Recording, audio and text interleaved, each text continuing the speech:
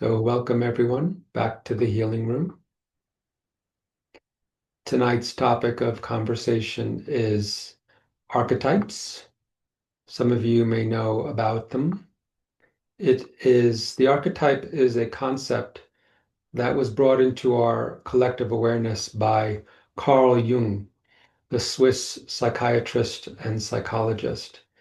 And it was his contention that these archetypes exist in the collective unconscious and of humankind, and that these archetypes have been around for a very, very long time, since the beginning of man, and they continue to grow according to our own evolution. So we can create new archetypes each day, each month, each year as we develop on this planet in this existence.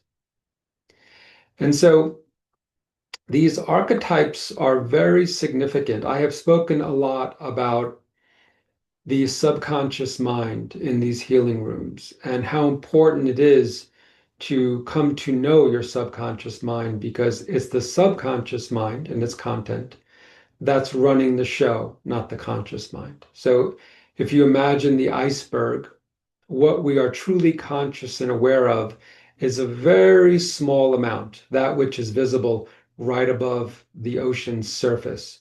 But below the surface, where the iceberg is, there's this huge mass below our conscious awareness. And that mass is running the show. 95 to 98, 99% of our lives is run by this subconscious mind. So according to Jung, we reside within a psyche, the conscious, the personal subconscious, and the collective unconscious. So we're here to explore our personal subconscious through the collective, through these archetypes that reside in the collective unconscious. So these archetypes are primordial patterns and abstract forces that govern, direct, and shape our lives. Primordial patterns, abstract forces that govern, direct, and shape our lives. They become our personality. So oftentimes we say, oh, this is just the way I am. The reality is it's not true at all. There are these various deficient aspects, shadow aspects of these archetypes that are operating in the background and motivating us to do what we do, behave the way we behave, be in relationships the way we are in relationships. They're controlling the strings. And so when we do the inner work, we begin to divulge, to reveal, to become known to the archetypes, and they will communicate with us and inform us of why they are present.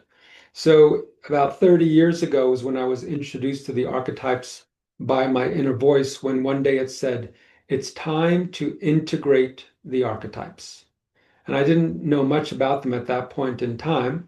So my inner voice directed me on this journey. And the first step of the journey was to call upon the archetypal plane of existence. So the intention is to focalize one's consciousness on the archetypal plane. The next step, my inner voice said, was to call upon those archetypes that are most present and prevalent in my life. To call upon those archetypes that are most present in my life. I really had no awareness of any of this until I was directed in this way. So I did that, and 15 archetypes showed up, one after another. And the next step was to do this exercise with the first archetype. So the first archetype was the victim, which many of us are probably familiar with. Some of us have experienced it in an acute situation. Others may be experiencing it in a chronic situation We can run the victim archetype our whole life and even for lifetimes before we break it, before we break through and go to the higher octave of the archetype. So I asked the victim, as I was guided by my inner voice, why did I call you into my life? So archetypes are vibrational patterns. They don't just show up out of nowhere. We have to be a vibrational match for the archetype in order for it to be present. So we are actually magnetizing and enlivening the archetype. We magnetize it from the collective unconscious, and then we enliven it by being in that mindset. So my inner voice said, ask why you called it into your life. And so I did just that. And it said, well, when you were younger, you felt victimized as a child, and you felt like you were abused. So because of that experience, you activated us into your unconscious and conscious life, because I did feel like a victim through this experience of abuse. And I said, okay, great. That is spot on. And then my inner voice said, ask it what the lesson is of the archetype. What is the lesson you have to bring to me? And it said the lesson relates to power and authority, because anyone who is in the victim mindset, the power and authority is external, it's outside of us. So the cause of my internal state is some other person, some other event, some other experience. Therefore, the point of power and authority is outside of my being. And so the lesson to be learned is how to be one's own authority and how to command one's own power rather than relegating it to the external world. Because the external world is simply always giving us back whatever we are projecting into it from the unconscious, from our personal subconscious. So, in order to have power, this archetype continued, one has to take 100% responsibility for being cause of life, of existence. 100% responsibility for being cause, realizing the external world is the result. So when I take full responsibility for being cause, I am realizing that the archetype of the victim, I embody all of it, both the victim and the victimizer. Otherwise, it would be lopsided. So because we are souls that have been incarnate thousands upon thousands of times, some of us, we have been in every role in existence. There is nothing in the world where we did not experience it. So there's nothing to judge, there's nothing to be a victim of, and there's nothing to victimize. So once you understand that within this being is the collection of all experiences and all existence, therefore I am the authority, I am the creator, I am the generator of reality 100%. I'm not a victim of it. So in understanding this, the power comes back to the self. So Jung said that the goal of life is to realize the true self, the soul self, the God self. It's not something that we're looking for, we're already it. But there are all these layers of the non-self that are covering the true self. So in communicating with the victim archetype, I came to realize that I have been in all experiences in this body, in a body, in all experiences in this reality. Therefore, I am neither victim nor victimizer. So I neutralize this reality. I neutralize the victim archetype with this understanding, which is the key. We want to go to a neutral stance, non-reactivity, which allows us to respond in the present moment. We no longer have to react from the past or the future. We simply be present from this moment. And so when we do this archetypal work, we begin to integrate that which is disintegrated. We begin to make whole that which is fractured and fractioned. So I understood the lesson to be learned from the victim archetype, and my inner voice then said, "Ask the archetype if you are ready to be integrating it. Ask the archetype, am I ready to integrate you?" And the archetype's response was an interesting one. Each one, so this exercise that I'm sharing with you is unique to each person. How you will commune or communicate with the archetypes is your own creation. I looked online for this type of archetypal integration. I couldn't find it anywhere, nothing close. So we each have access to source, to our higher self, to be able to commune with these energies in whatever way works for us. I am just giving you the way that was shown to me, but you can color it, you can direct it in whatever way works for you.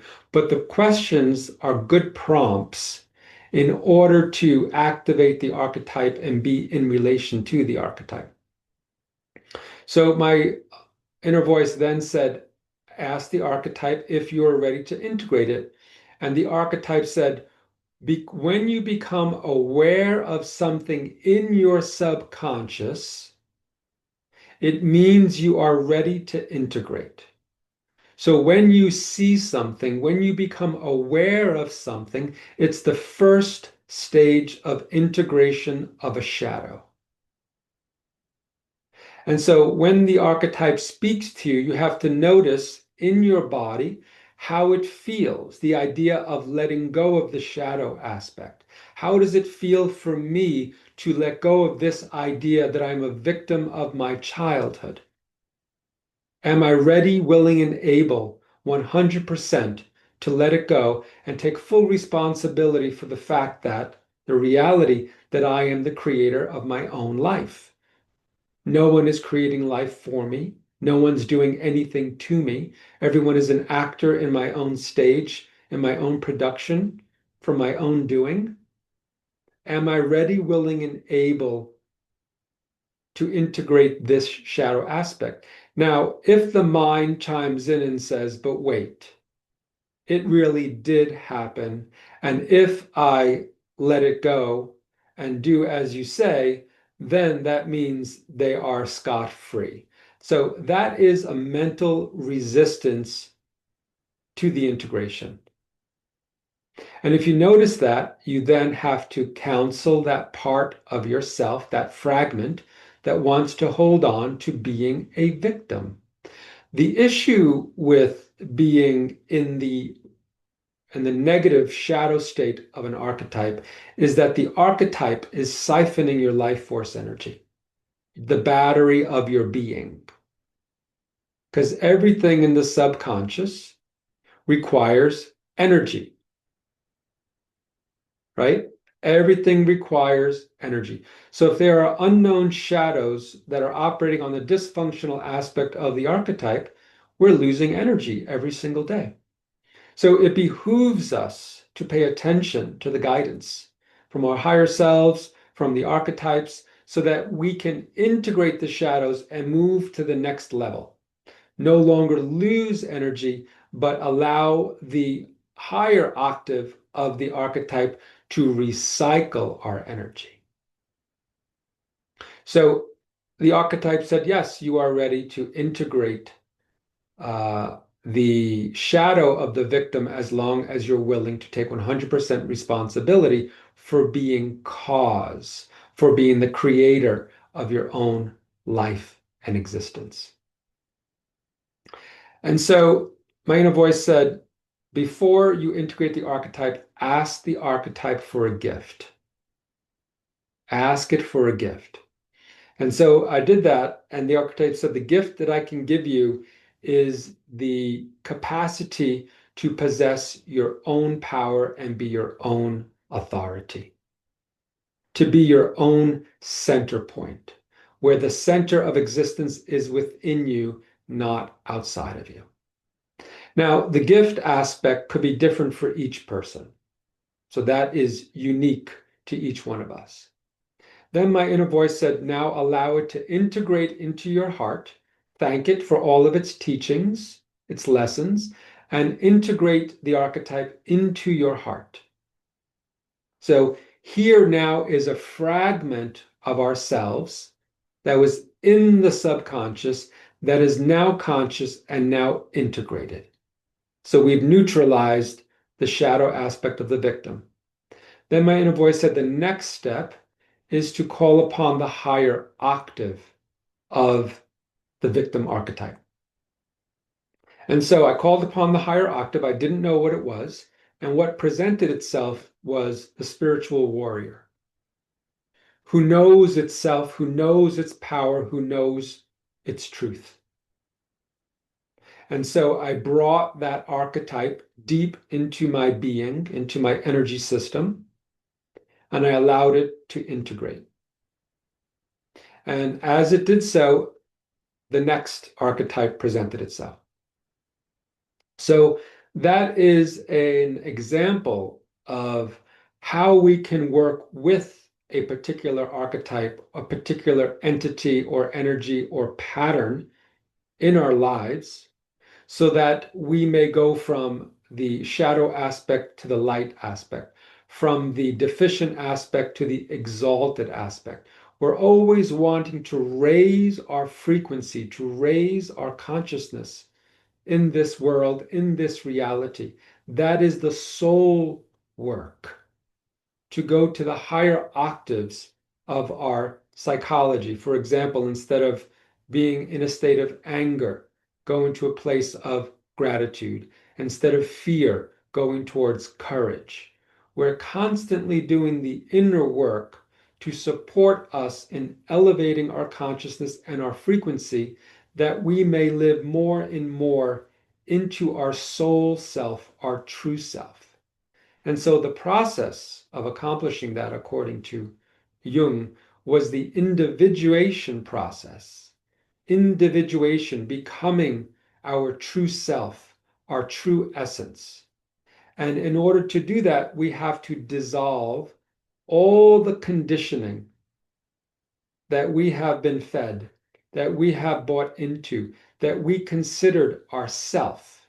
Conditioning from education, government, from religion, from lineage, right? All these different types of conditionings we accepted as our self.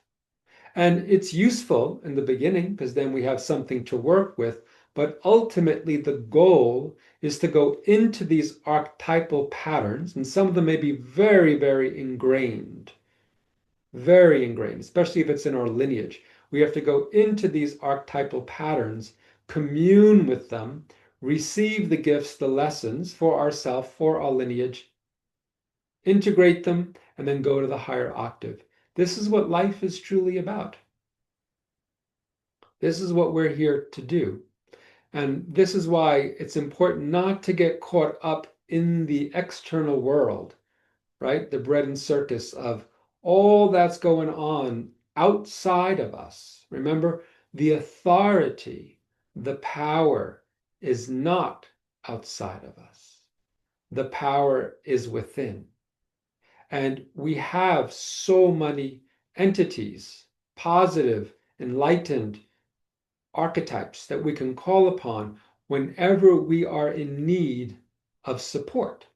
How often I call upon the angels, to be present in my life, the masters, the ascended masters, right? We have all these cartoons and all these movies that talk about these superheroes, right? Where do you think these superheroes come from? They come from the collective unconscious. We have access to all of this. Not sure if you all heard of that story of the mother who found her child under a car, and she found, collected the strength to lift the car up and pulled the child away from that car. Now, how in the world does a woman have the ability to lift a car? So these are the invisible friends that we have access to when we allow ourselves to open up, to be receptive to the world invisible, to ask for support, ask for assistance, right? To realize that we are never alone, we are forever connected. So there's also other archetypes that you may be familiar with. So there's also the prostitute, right? So the prostitute has to do with like selling our souls to the devil, right? That's like this typical idea of the prostitute archetype, where we give away our essence for that which doesn't deserve our essence, for something that may be illusory, something in the material world. So this prostitute archetype truly relates to giving something of value away that should be more sacred or contained to the self. There's the magician, the king, the caregiver, the priest or priestess, the loner, the wounded child, the artist, the bully, the jester, the addict, the sage, the martyr, the mystic, the saboteur. Many of us can get very attached to that saboteur. And so this is a really important archetype that I work with a lot with my clients, of how to move beyond creating situations in one's life that one does not wish to experience. Why do I keep creating this or having this experience over and over again? I get a job and then I lose it within a certain period of time, even though I'm doing great work. I don't understand. And then when you look deeper, there's the realization that the shadow of the saboteur is behind the loss of that job. And so we have to go in and commune with the saboteur and say, hey, why did I call you into my life? And then you connect in your own unique way, asking the questions and seeing what arises uniquely for you. Now, the mind may come in and say, we're just making all of this stuff up. And your response to the mind is, everything is made up in this world. So what I am hearing is real and I'm going to trust it. So sometimes when we do this type of work, we have to put the mind in its place and we have to strengthen the muscle of trust and faith, knowing that what we are doing is real, very real, even though we don't have proof per se. So after I did the 15 archetypal integrations, the next day I had so much energy, because all that energy that was going towards maintaining all those archetypes in my subconscious mind, the shadow aspect, all that energy was released and returned back to me. So this is just a small drop in the bucket of the conversation of archetypes that hopefully will inspire you to read more about it, do some research, notice which archetypes may be alive inside of you, both positive and negative. But we really want to go to the shadow aspects of these archetypes so that we can integrate them, learn the lessons, and have that much more of our vital force available to us for the healing of our body, mind, and soul. Awesome. let's open up the space to the group and considering anything that may have come up around the archetypes, anything inside of yourself that you're curious about, that you've noticed, that you'd like to discuss or work with.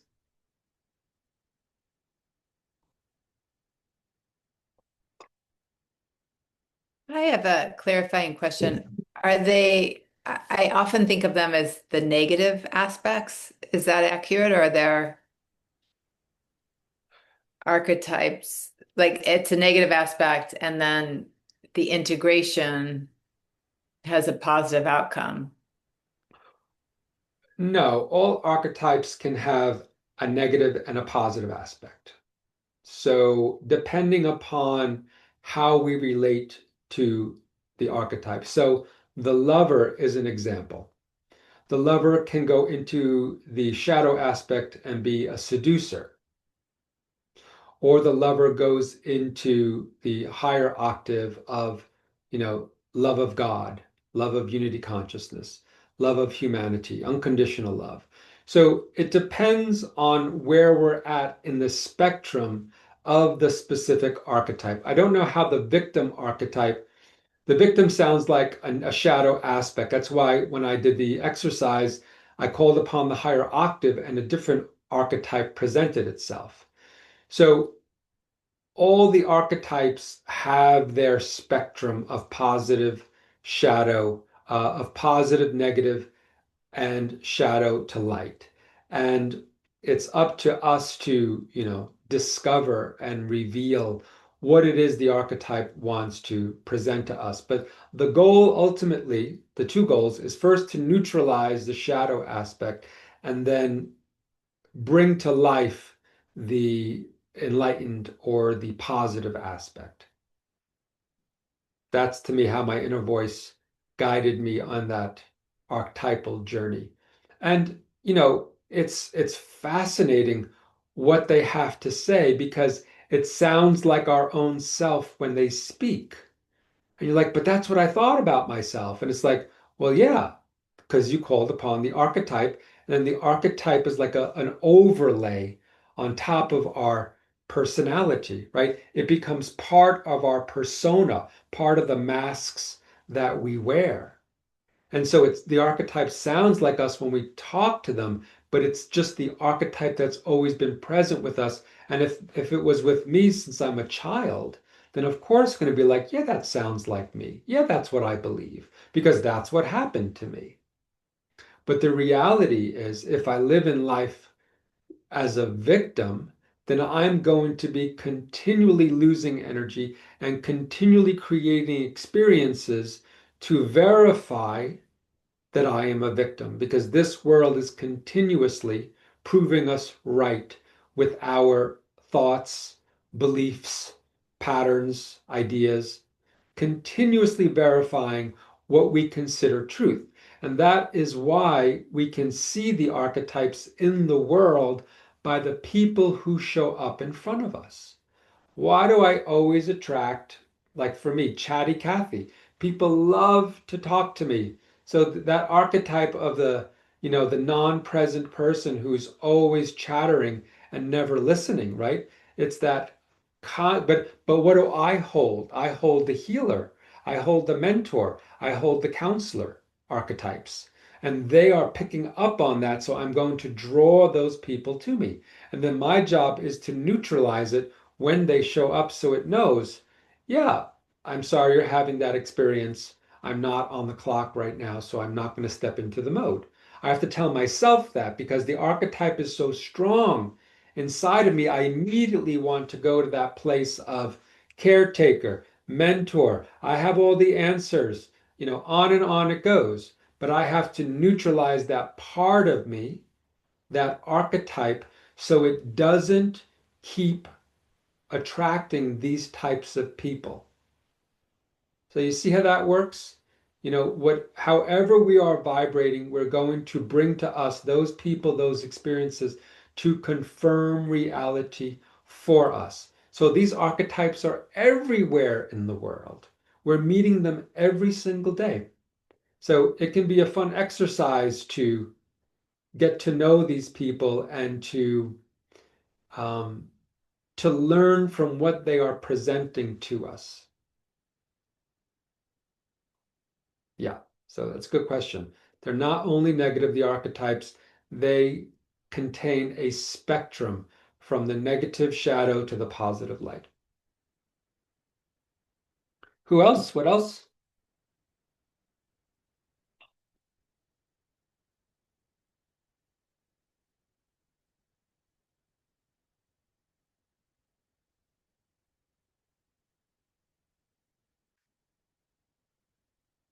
Any archetypes that are alive inside of you?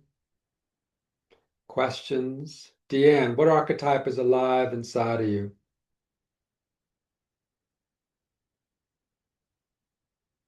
More than one.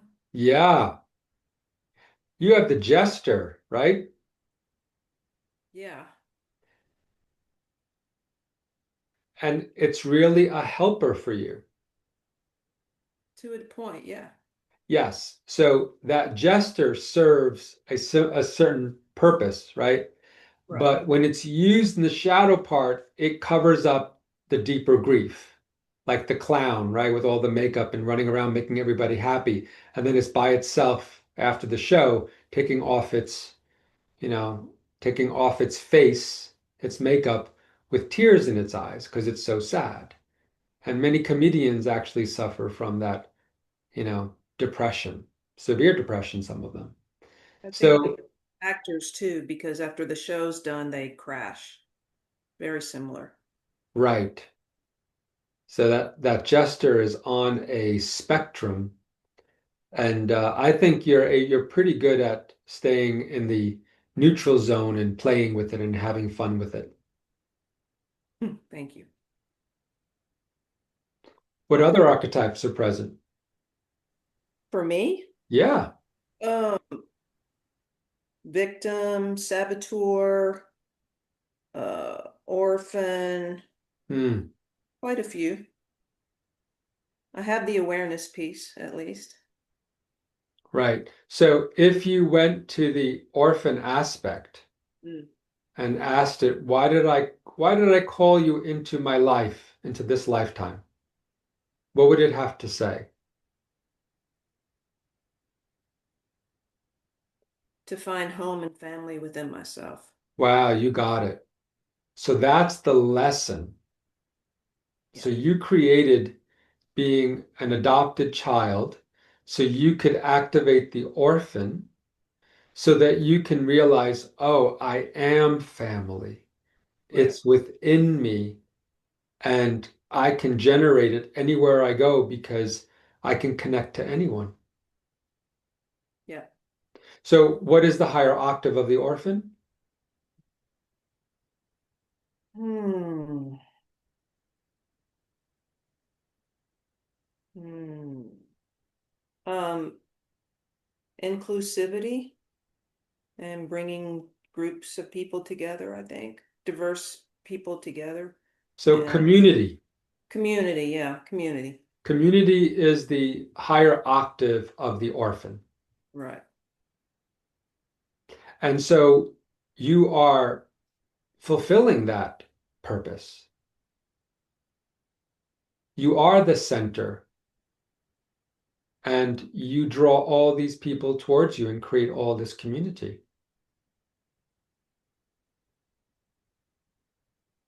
So you're an embodiment of the higher octave of the orphan. Do you see that? I do, and I'm glad you mentioned the range because I thought it was either the shadow aspect or the light aspect, but I think for me and probably others, I kind of fluctuate on the scale back and forth. It's Right. not all one thing or the other all the time. Right. Sometimes we can go into a deficient aspect. Yeah. Other times we'll go into the more exalted aspect. So absolutely, we nothing is black and white. Um, we are in a changing environment, having many different experiences. So we can go through the gamut of these various archetypes. But the goal is to be the master of the archetype, not have the archetype be the master of you, to be able to put on the mask and take it off at will, to command rather than be commanded. Right. Any other archetype that you're aware of that what you laughing about? Because I wanted to be someone else's turn now. What archetype is that? Yeah, I don't know. Um, let's see.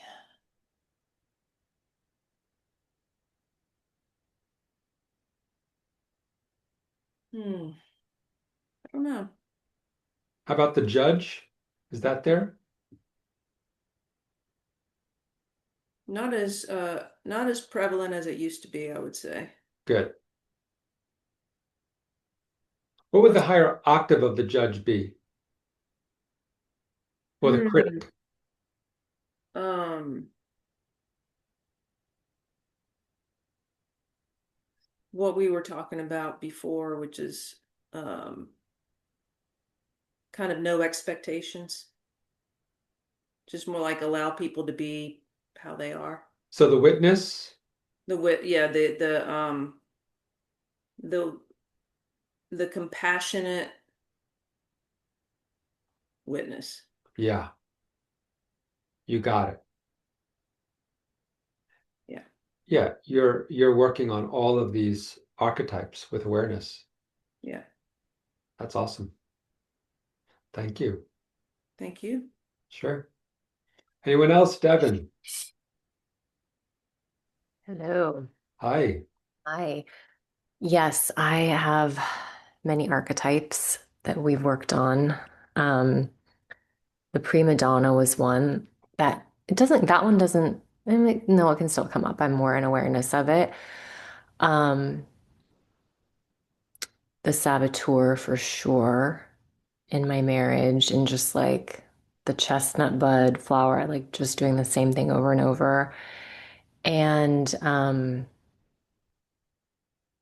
I think the witch is one too. Yeah, she's pretty strong. Yeah, the witch is very strong. The scorned witch, the witch who's been like, and then that kind of bleeds into like the victim consciousness, the victim archetype. The Right, sim because the witch was burned at the stake and the witch was judged. And, we yeah, have these pictures of the witch looking so ugly, and all the witches were herbalists. And so, that memory of being victimized for being more connected to nature or different than everybody else is definitely part in there.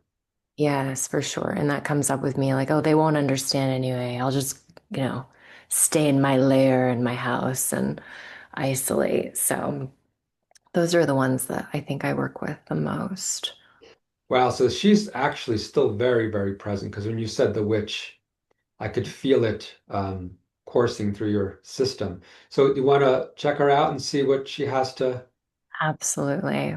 So if we go to the archetypal realm, and we're already there because we're talking about it, and Mhm. you ask the witch to bring herself to your awareness. Hmm. Oof, yeah, she's very powerful. She's like here to destroy and Hmm. So ask her, why did I call you into my existence? to protect. To protect yourself? Yes, she's teaching me that I'm safe within myself, that I don't Hmm. need to destroy things. And so why does the witch want to destroy things? She feels victimized, and she wants to destroy things to stay safe. I see. Hmm. So, and she says, where safety is where? Alone. Safety is alone. Mhm. Okay. So, what's the lesson that she's here to teach you? That I can be safe within myself when I'm with So, she people. asks you that question. Do you feel safe within yourself? I'm working on it more and more. I'm very aware of it. So, what is needed for you to feel safe within yourself? my nervous system to feel calm and And to trust God and life. so what will it take for your nervous system to be calm? Practices and devotion, spending time in the earth, like taking responsibility for my nervous system and Hmm. not being a victim to circumstance, like other people or crowds or the collective, like really. Okay. So we're gonna put the witch on pause. So press the pause button. Now we're gonna call upon the victim archetype Mm-hmm. because that's very strong as well. Mm-hmm. So ask the victim, why did I call you into my life?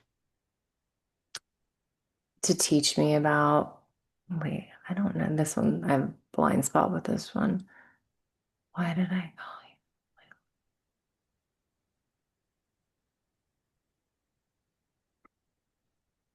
To teach me that there's nothing wrong with anything that's happened. There's nothing wrong with anything that's happened. Mm-hmm. So what is the lesson of the victim archetype? The lesson it's teaching me is that I've created everything and everything is perfect. I don't have to make anyone wrong. And can you receive that? Yeah. Can you accept that? Hmm. Any part that wants to reject it?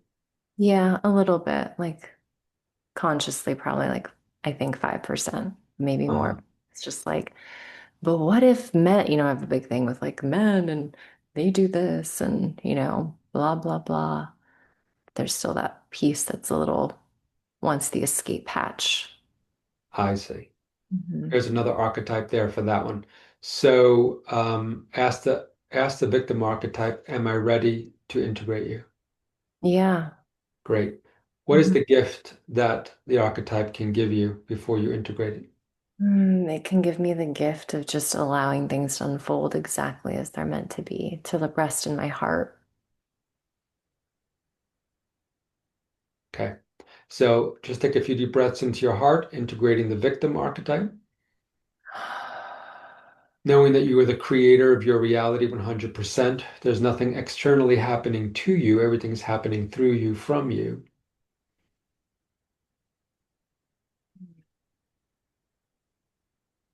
I am the creator. I am the creator. And now call upon the higher octave. What's the higher octave of the victim? And like love. Okay. So allow love to descend, Mm. to integrate, knowing that whatever is happening, you can hold love in your consciousness and it will dissolve the experience.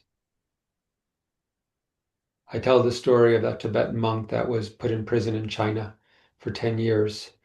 And when he came out, they asked him what was the most difficult part. And he said, almost got angry once. I almost got angry once, right? I tell this story over and over again because it's so powerful, you know, to keep the heart open no matter what is happening. Mm. Yeah. And there's nothing lost. Everything that's happening is happening anyway. So why lose the center? Why lose the heart? Why lose the soul when you can simply accept what is for what it is? Mhm. So going back to the witch, Mhm. what is the lesson of the witch? Residing, like trusting the power within myself, within my heart, Hmm.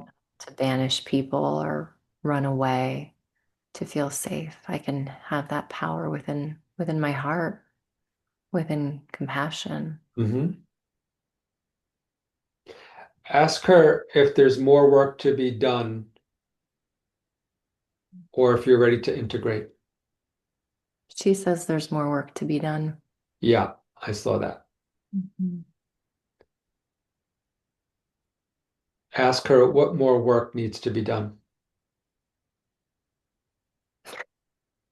She cackled, like it was funny. Like, which she's saying that like I need to lay the foundation right now for my heart. Good. Yeah. Great. So there's greater awareness that the archetype is present. It's less subconscious and more conscious, which means when something is conscious, you have more power to let it fully express itself in its shadow form or to come into play in its more enlightened form. What's the enlightened aspect? The higher octave? Of the witch, it's the healer, Okay. the healer for, humanity, like from a heart perspective with people. Yes. Great. So you can go from the witch to the healer. You have all of that access, Mhm. and therefore you have choice. Yeah. We don't have any freedom without awareness and choice. I mean, we don't have choice without awareness, and without awareness, we don't have freedom. So we do this type of work. We commune with the invisible realms, with the archetypes, with vibrations, with symbols, with whatever it is, so that we may know ourselves more fully and be more present as ourself in this reality. That's how we create heaven on earth. Heaven is not a place that we're going to when we leave these bodies. Heaven is a state of consciousness. It's a state of wholeness. It's a paradigm that we embody. And so we can live that right here, right now, if we're able to ingest all of the shadow aspects of this world. Ingest it. It's an alchemical word. To take rather than resisting, fighting, projecting, we take the shadow and say, it's mine. I own this. I will ingest it. I will eat it, which means I will transform it and turn it into something better, greater, enlightened. So we encounter any of these shadows in the world, in ourself. It doesn't matter. It's all inside of us. So wherever we encounter it, that Tibetan monk encountered an aspect in a jail cell and chose to consume it, to ingest it, to embrace it, rather than resist it or fight it. And that's the power we have in this world to dissolve the illusion of this world, the separation of this world, to dissolve it by not fighting it, resisting it, arguing with it. There's nothing to argue with. It's all happening in the collective aspect. But I can opt out of that collective consciousness. I can opt out of feeding the chaos, the anger, the separation, the judgment by unplugging from that reality. I call it hell on earth, and plugging into universal consciousness, into oneness inside of myself, and then perceive the world. To perceive is to create, right? We're always perceiving, but for the most part, we're projecting. So I'm going to perceive the world as whole and healed. I'm going to observe from the place of my higher self, my soul. And then when you perceive, when you witness from that place, the world becomes that which you are seeing. The world transforms through our witnessing it from a place of wholeness. That's what the healer does. The healer sees everyone as whole and healed already. It doesn't see the fracture. Yeah, it can perceive the fracture, but it's not going to feed the fracture or the split in consciousness. It's going to feed that which is going to exalt the person. And that's why the remedies are given to remind the person of its true nature, to return to that true self. So we do this work especially when we get activated or angry or react to something in the world, that's when we drop in to do the work, because that's when the archetypes are at their height. You're like, okay, who's so pissed off right now? And it could be the boxer, it could be the bully, it could be many different aspects. That which wants to fight. And so we commune with those parts of ourselves and say, okay, what do you need? What shall we do? How do we integrate this? And you can even ask the archetype, and you may not be ready to integrate the archetype yet. There may be still more work to be done, more lessons to be learned. But, we've been talking about the witch with you for a long time now. So chances are it's deeply rooted from many lifetimes of feeling excommunicated, judged, you know, burned at the stake, whatever it may be. The healer archetype has gone through a tremendous amount of suffering. That's how the healer becomes the healer. But the healer has to heal the wounded aspect of the healer. So you go from the wounded to the exalted healer. So there is that spectrum. So anytime people are here to be healers in this lifetime, they tend to go through a lot of suffering because the suffering is the initiation of the healer. So one suffering after another after another. And then the soul is polished and the healer can shine through. So just a bit of information on numerous of those archetypes. Good stuff. Anyone else?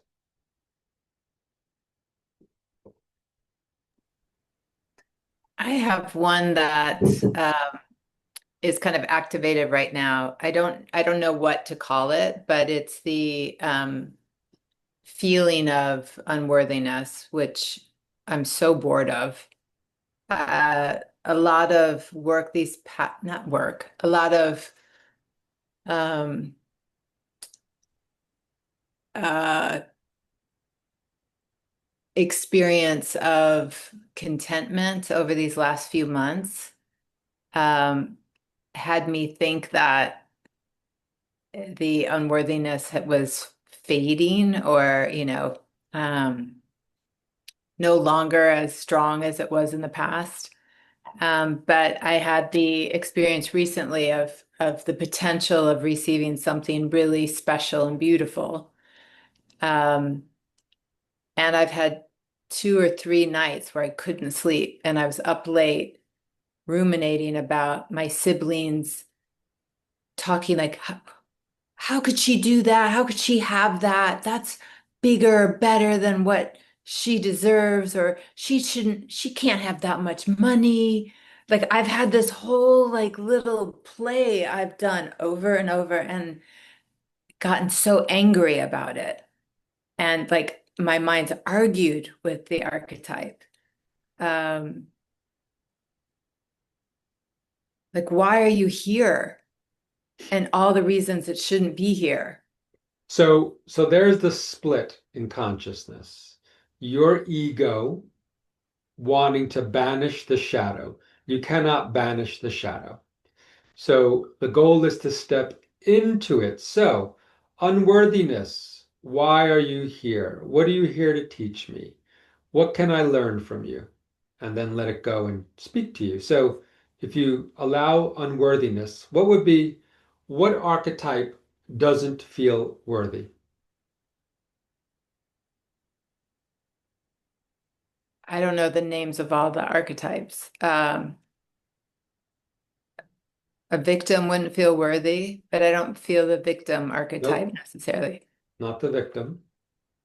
I don't know what they all are. Well, you don't have to know all of them. Just Oh, like imagine a movie you're watching and someone who portrays that which is unworthy, undeserving. um, I don't know. I see like a beggar or someone expressing lack. Okay. It could be the martyr. The martyr is often doesn't feel worthy. Hmm. I'm not worthy of God. You know, it does things to itself to harm itself. So it could be an extreme aspect, but the beggar is definitely because you don't have a martyr aspect. But looking at the beggar, or what was the other word? Um, I don't know. I was thinking of people that when I pass someone sitting on the street, I think, come on, let's go in the store and get you a job or get you a sandwich. Like, come on. So, someone that has the capability, but I perceive because they do, they have but aren't doing anything. They're just sitting there. So is that what you feel about yourself? No, I don't, but I have this split where alone I feel solid. I mean, I feel taken care of and provided for. Hmm. But then there's still this other older thing that's kind of like I haven't noticed the tether still on my ankle and it's been like dragging along around me is kind of how this feels when it just showed up this week. So if I receive great abundance, the bad news is I'd have to hide it so others aren't jealous. fascinating. That's a fascinating thought form, right? Yeah. Because um, if I have more money than other people, that means Um, Greedy. I should be sharing it. I actually hear what my parents would say about very rich people. Those rich, my dad would actually say, those rich SOBs don't care about blah, blah, blah. right. So would you be a rich SOB then if you got abundance?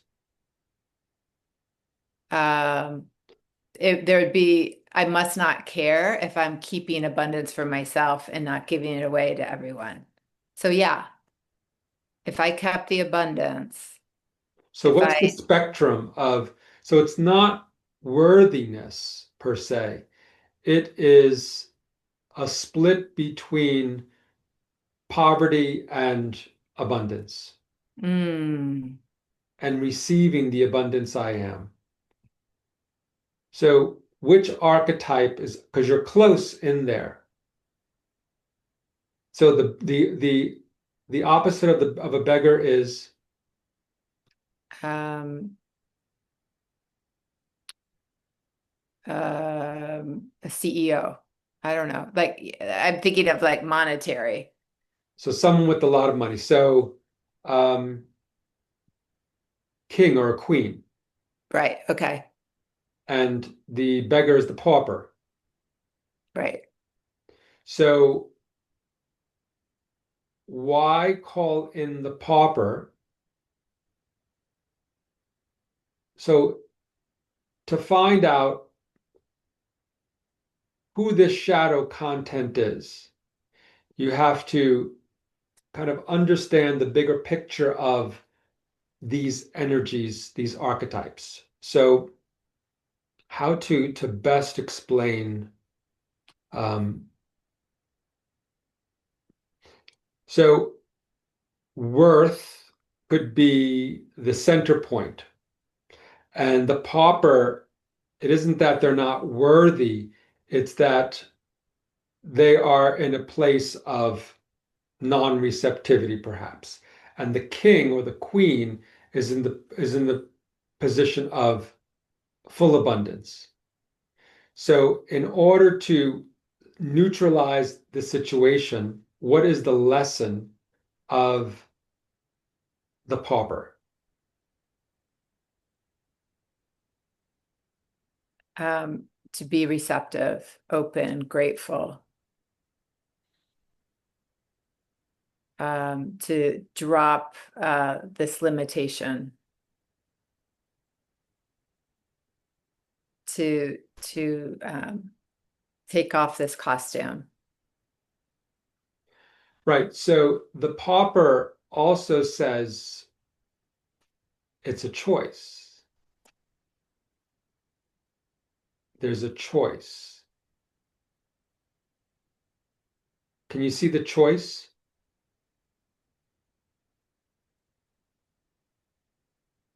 The choice that comes to mind is playing small or shining bright. You got it. So the king and the queen with all their jewels and diamonds and gold are shining very bright. But the deficient aspect of the king and the queen is authoritarian, stealing from their people, right? So you can go into that place if you want, which is what's in your subconscious because of what your father would say about rich people. Mm-hmm. So it's more looks like you have to go to the king and queen and know that you will not hoard your abundance, that you will share with the people as needed, whatever you're guided to do. It doesn't mean you go out and give all your money away. It just means you're not living from a place of those SOBs, wealthy people. Right. So when you talk to the queen now, what does she have to say? It just is. Like she doesn't even think of her wealth. It just is. Like she can't even understand what my dilemma is, the queen. And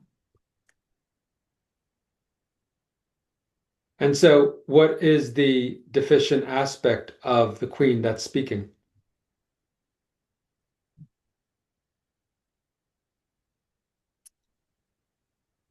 It's a narrow view. She doesn't see the full spectrum. So why is she not worthy to receive the abundance? Oh, the queen already has it and never has to even think of it because it's always been. That's what I was thinking. Okay. So where's the point of not receiving it? Back with the pauper? No, I feel like I'm somewhere higher than the pauper, but the fear of being judged Okay. is what's keeping me from the comfort of what's the big deal? It's always been and always, always can be. So who's afraid of being judged? What's the archetype? That's what I named unworthiness, I but think I'm it's the not sure. good girl. Oh, I want to be a yeah. good girl. I want everybody to like me. I want them to see me as sunshine, right? Oh, you're right. Shoot. Yes. So you see how we had to finagle all this to get to what's core, what's the core issue here. So it wasn't worthiness. That really wasn't the key. It was I don't want I don't want to ruffle everyone. I don't want to ruffle any feathers. I want everyone to like me. I want to be a good girl. So we have to do some fine-tune work to really anchor what it is. So ask the good girl archetype, why did I call you into my life?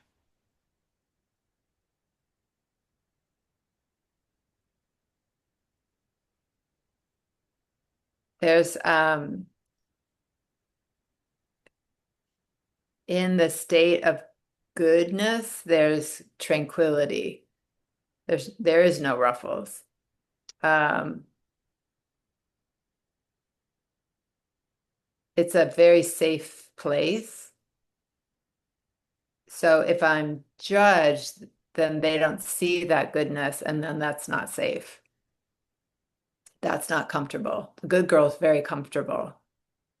I was the middle child in a um, inconsistent household. So you're gonna be the balance. Yeah. And um, envy is something and the judge, they kind of mix together. The judge is because of envy, is a vibration within different family members. So I'm I don't want to get their attention and have it turned on me, you know? Good, perfect. So ask the archetype, what is the lesson to be learned from the good Mm. girl? That's what it was. Good girl.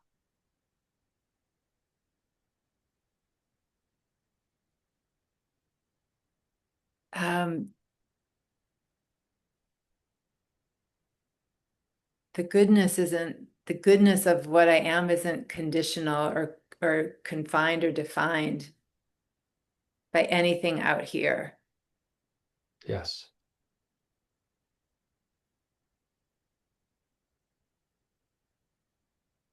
It doesn't matter what you do, there is goodness. Mm, And everyone's going to have their own opinions, and you don't have to take it in. great. Oh my gosh, Joseph, I feel like I was like focused over here and pointing over there. And yet you just helped me see like something so important.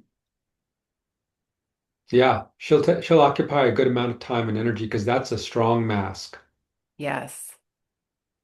That's siphoning a good amount of energy and, you know, making us do things so that, oh, they'll like me if I do that, they'll like me if I do this. And it's like you don't want to be living your life feeling like you're doing things to accommodate everybody else. You want to be living your life. Mm. And so, what is the gift? First of all, are you ready to integrate the good girl? Yes, I'm so excited too. Good. And ask her what's the gift she can give you. Fun comes to mind. I don't know why, but there's like a light playfulness. Yeah. Maybe the maintaining that has been so fear and confined, fear-based and confined, that there is a lightness and a joyfulness to be had. Yes. A childlike playfulness. So great. Allow the archetype to integrate into your heart.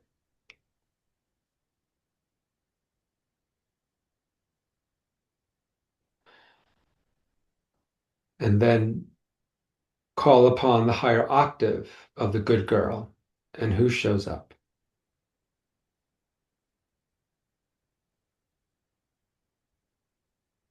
Oh, it's weird.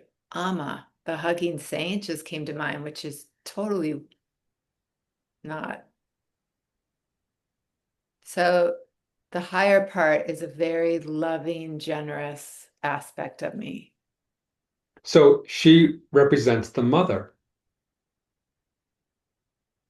Amma represents the mother who just has so much love to give. Hmm. So rather than trying to accommodate, the mother just radiates. And she knows exactly what everybody needs. Hmm. That divine mother. So you're no longer a girl, you're bumped up to a divine mother. It's interesting with Amma because she has so much energy. Like she's plugged into source and just like loves, loves, loves. And it doesn't cost her. It Yeah, doesn't seem to cost her anything. no, she goes on and on and on for hours upon hours, hugging thousands of people. It's amazing. And doing, as she's hugging, she's also having four conversations on either side of her. So that's that's above and beyond spirituality, you know. She is an embodiment of something much, much more than I've ever seen. So yeah, she's an embodiment of the Divine Mother. I feel speechless. I like everyone else, like jump in here because I started one place and I'm so excited by where Joseph took me. This was really cool. Thank you. You're welcome. Thank you. Great example of getting to understand the archetype and what the pattern is of that archetype, and then go into the higher octave. It's great work. It's how Mm. powerful it is. But yeah, That's why it helps to have other people witness you so that, they can support you through the process because we can't always see the nuances of who's communicating and how to shift the wording from like worthlessness to whatever it was. It requires a really fine-tuned ear to listen to the archetypes speaking. Anyone else want to? I would like to, it's interesting because it just charged me with this good girl archetype. It's such a part of my life in so many ways. And I feel at this moment, I can see that she had transformed, but I feel that she's acting up in so many aspects of my life. And it was interesting that when Amy was doing her work with you and you were asking the questions, I was asking myself too, because I was so present with it. And I had many answers, but what I'm seeing her is just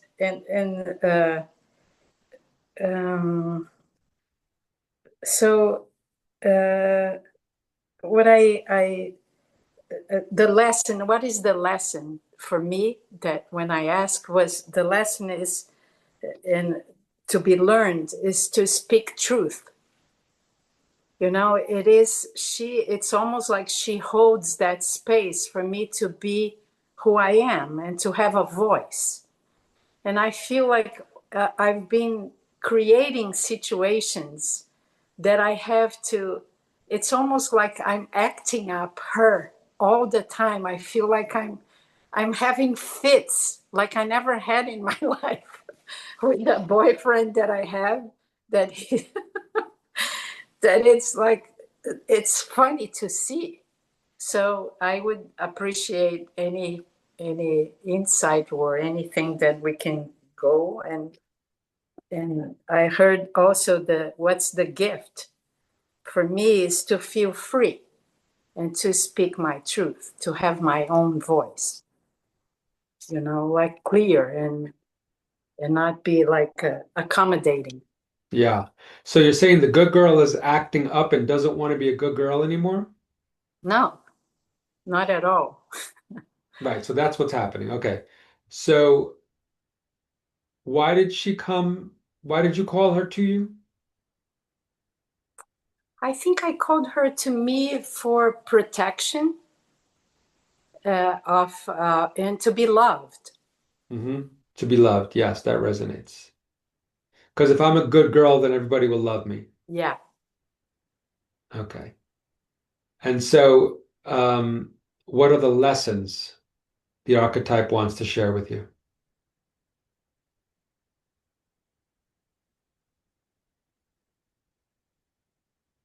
So you said to speak your truth. Yeah, to speak my truth and to what I hear now is to experience feeling loved from a different place that I thought I had to. It's Where is that place? uh, I experienced. I think I experienced feeling loved because I feel like people show me their love, but I don't believe it. And so you don't believe it and you don't receive it. Yes. So the reason why I don't believe people is because, Because I can be hurt. right, Or because they can betray me somehow. right. So then you'll be a victim. Mm, So I have to protect myself and not get too close. yeah, And whenever they get too close, then I'm going to create a diversion, right? right. Yeah, definitely the victim is present as well. Right.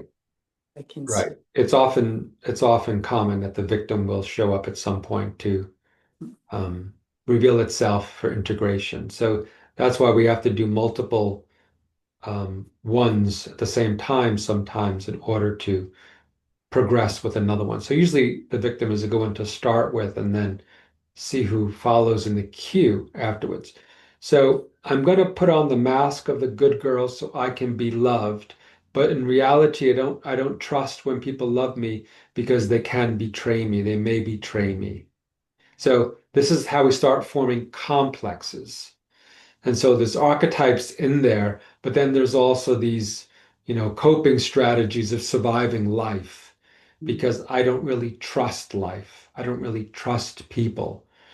And so, in this situation, it is about finding your true voice. But when you get angry, you may think that's your true voice, but it's not. It's just the anger is a suppressed voice. It's like a volcano that wasn't able to, you know, for so many years, it's not able to explode, to blow, and then eventually it does because of all the pressure. So when to say one is self-expressed, it doesn't mean that's the case when one is yelling and being angry. It can just be, a volcanic explosion and not necessarily the best thing to do. So that's why we want to neutralize the archetypes before we go to these extreme states, um, you know, with them and to understand the lessons, to receive the gift, and to go to the higher octave. So why did I call the victim to me? Um,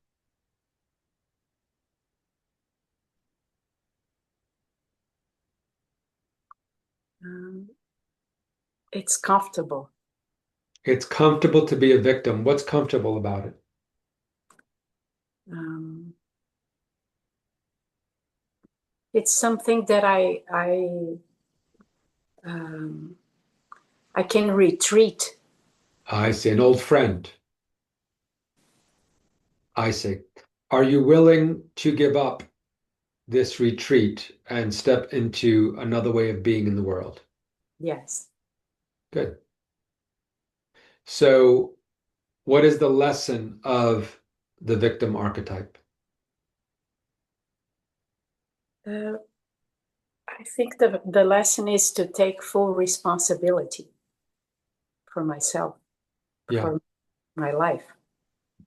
Yeah, for your past and all of your repressions and to not make it about others. So, yes, those are indeed the lessons to be 100% cause. And what is the gift it can give to you?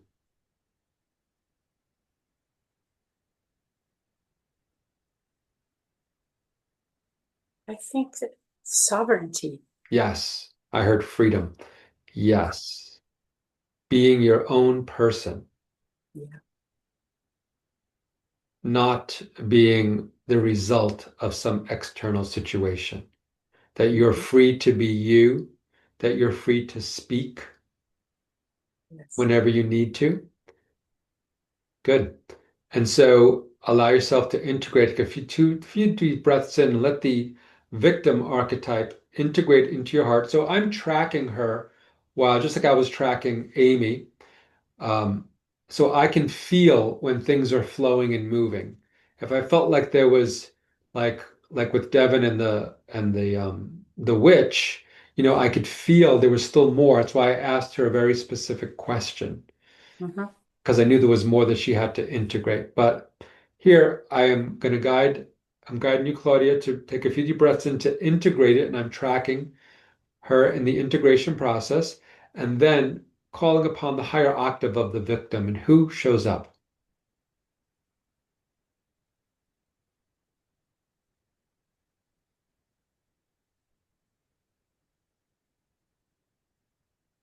The healer, the the giver, the healer, The healer. the healer. Yeah. Yeah. Allow the healer to integrate into your consciousness.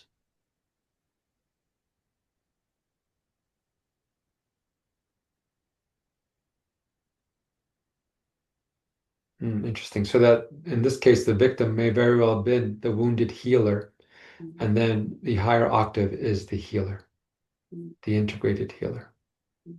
Good.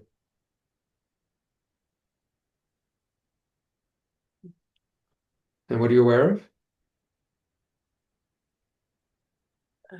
I'm aware of the space that is created within me. Awesome. Yeah. That's it. Mm. That's great.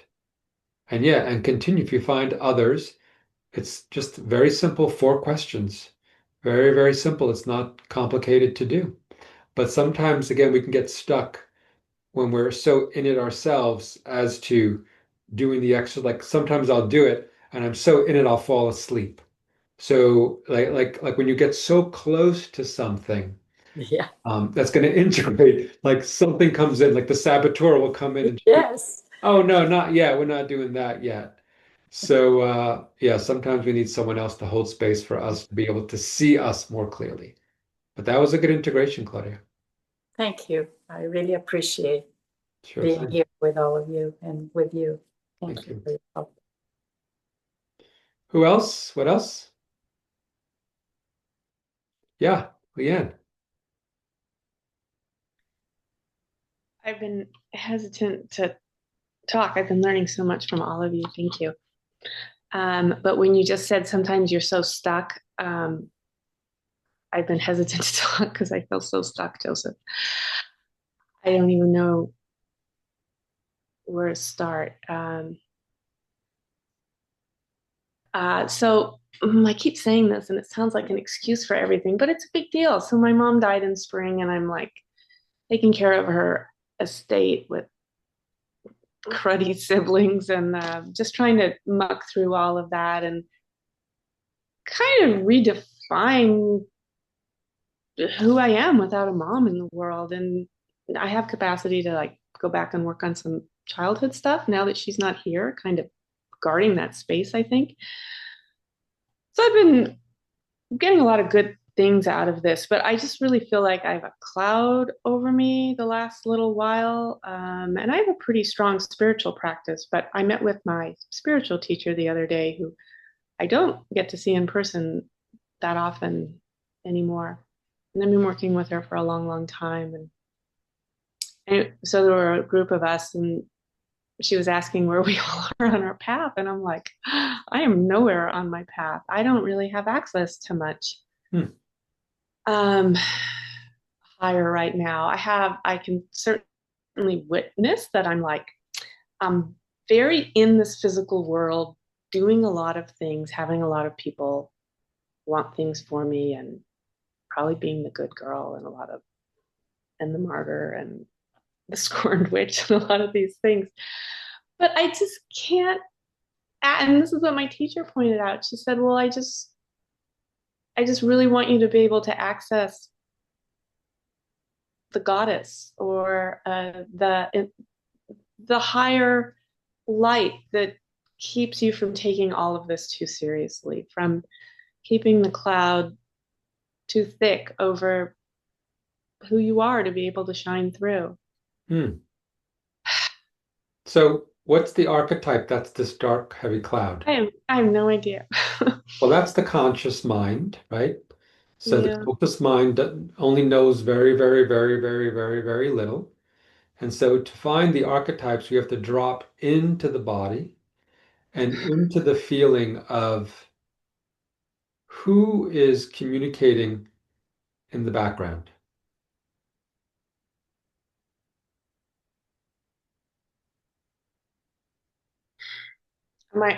Just my sister. That's just what keeps coming in my head. Okay, and what archetypes does she run? Oh,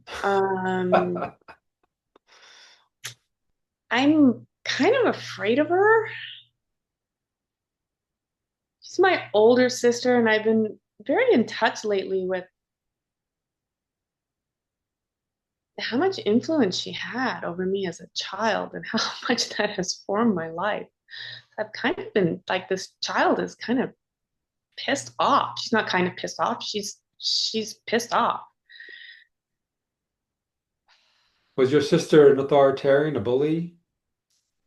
I think she was a quiet bully. Yeah. I think she had a lot of, we all had a lot of repressed emotions. And I think she was older. It was easier for her because I was someone she could exercise them on. So who did you have to become to survive life early on? Uh, Peacekeeper, not Yeah, have needs, not you have got it. wants. That peacekeeper. Peacekeeper. Wow, that was just right there in front of me. Why couldn't I think of that? Yeah, so you don't want to ruffle any feathers, right? Right. Just keep the peace, because if everyone's peaceful, then I can experience. But I really want to ruffle feathers now. I do. Right. So now the peacekeeper is tired of being the peacekeeper. It's like, like a chick ready to get out of an egg. It's like I am cooked. I'm done and I want to move on. So the peacekeeper is agitated. I have this example, like my mom's house is full of her stuff. It's been 7 months, and my sister doesn't want to take anything out of the house. And she's out of the area. I'm the one taking care of the house, and I'm probably going to move in it. And I just feel so stuck. Right, because you want to maintain peace. The peacemaker can't disrupt. And I disrupt. want to move on with my life. Okay. And she's being unkind about it. And I just feel like this is really just so So crap. the first thing to do is to do a cutting cords meditation with your sister.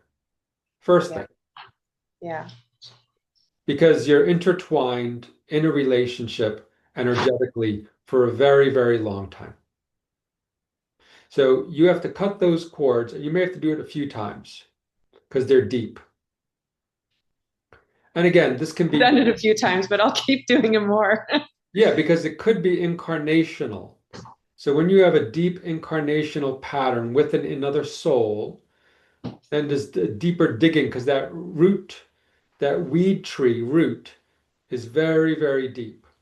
And so sometimes you have to just keep digging and digging until you get the whole root out. That's the gift of, intense siblings like this.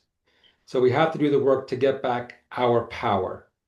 So your power was in maintaining peace, but now you're losing power in trying to maintain this peace. So you can no longer employ this coping strategy. So ask the peacekeeper, why did I call you into my life?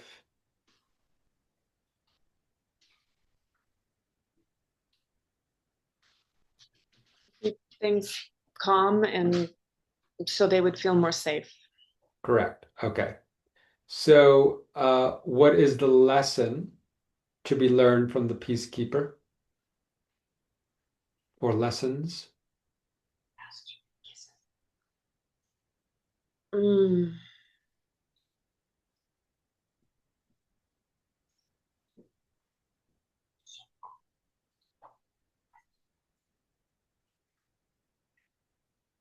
Yeah. Um,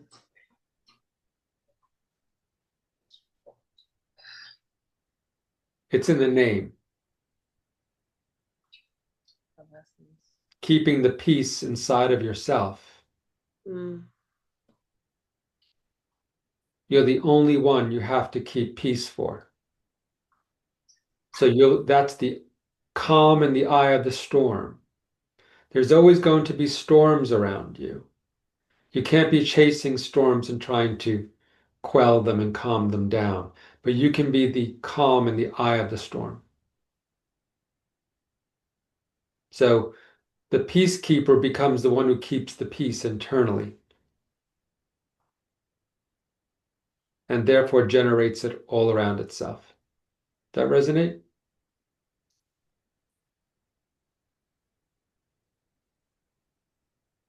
I'm trying to tie this back to what I initially said.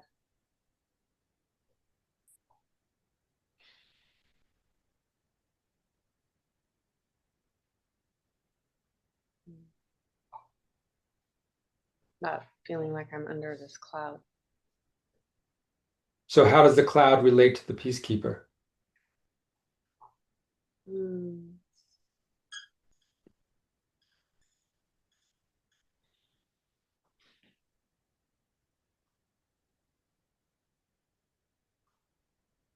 I don't know. I'm just so stuck, Joseph.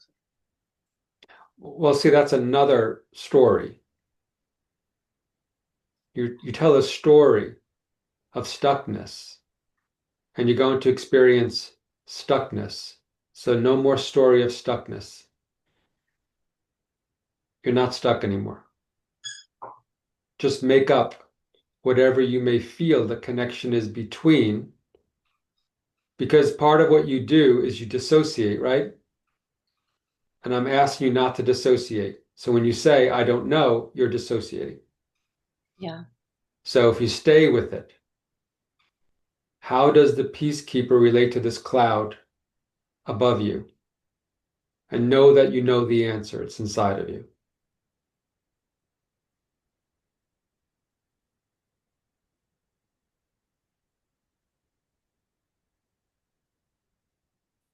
I don't know. These words don't want to feel. Just make it up. Emotions. Don't want to feel certain emotions. I'm blocking emotions out. I don't want to feel my emotions. Is that true? Yeah. Protecting myself from them. And why would I protect myself from my own emotions?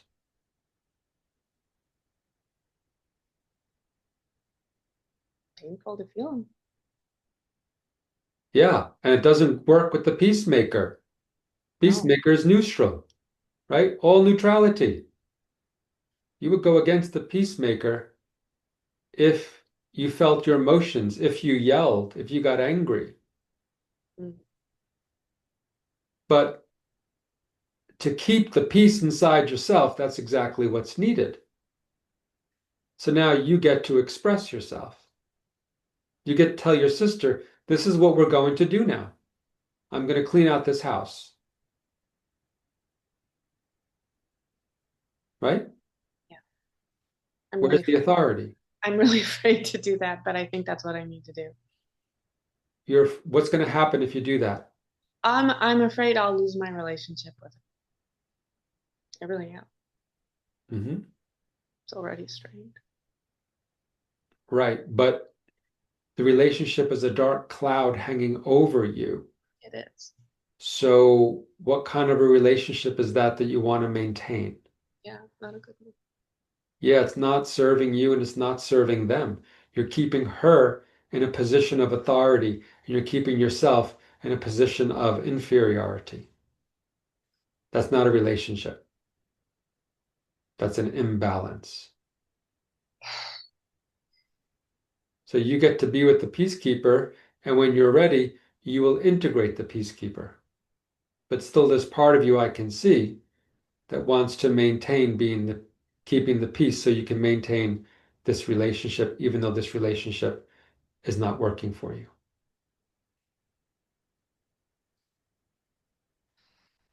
What's the high vibration of the peacekeeper? The peacekeeper is the higher vibration, but it's the higher octave is the calm in the eye of the storm. Okay. It can maintain peace wherever it goes because it is the authority of peace, internal peace. The peacemaker at the deficient level, at the shadow level, is trying to maintain peace from the outside in. It's like driving your car from outside the window. It's just exhausting. You can't create peace in the world. You can only create peace in yourself and then let that peace go into the world. So the higher octave of the peacemaker is the one who makes peace internally, who generates the peace internally. The deficient aspect is the one that's trying to make everybody happy and peaceful by accommodating the external. So yeah, it's time when you're going through this process, there's a part of you that's going to die. That is the integration aspect of the archetype into the heart. It is dissolving, it is dying. And there's always a part of us that doesn't want to go through the death process. We want to maintain what's known and comfortable, even though we don't like how we feel. But you've got to get that internal force, that gumption to make the shift in consciousness. It's time. It's time. So you have to face someone who may not like what you have to say so that you can have internal peace. You're the one that needs to be peaceful internally, not everybody else. That's the confusing part.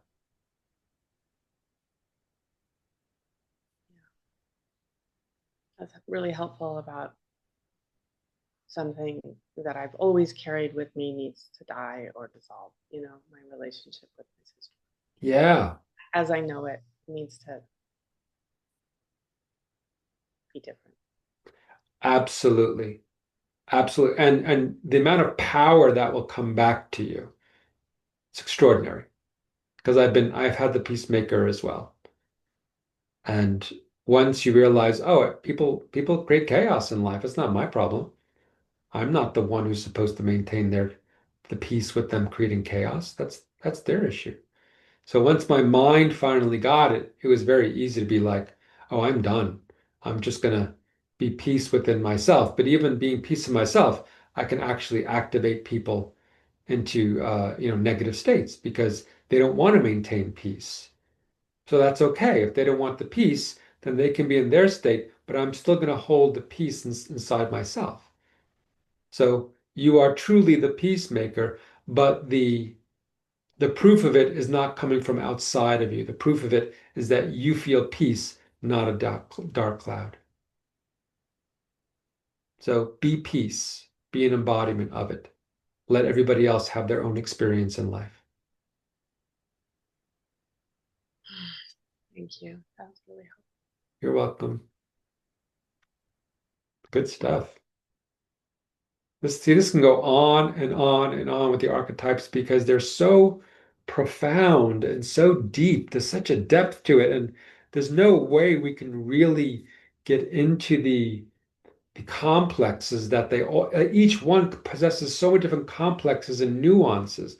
That is what is amazing about this archetypal work. And so hats off to Jung for bringing this into the world and planting these seeds because I've found so much benefit for myself, for my clients, my friends with working with these archetypes. So I would recommend exploring them and yeah, checking them out and seeing how you can play with them.